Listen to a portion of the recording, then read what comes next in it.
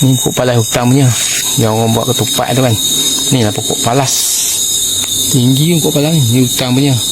Bukan yang orang tanam yang daun dia besar-besar tu. Mungkin daun palas yang jenis daun besar. Yang ni daun palas hutan dia punya daun dia kecil. Yang orang buat ketupat tu lah. Ketupat daun palas. Ni lah pokok dia. Nama saintifiknya Lycurella grandes. Pokok dia tinggi. Pokok hutan ni. Pokok palas ni dia tak besar daun dia. Kecil-kecil. Kalau hutan ni.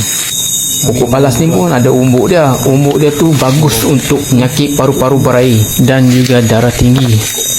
Selain daunnya untuk dibuat ketupat, umbuk pokok palas dikatakan boleh mengubat paru-paru berair. Pokok dia. Pokok palas tinggi ni. Tahu.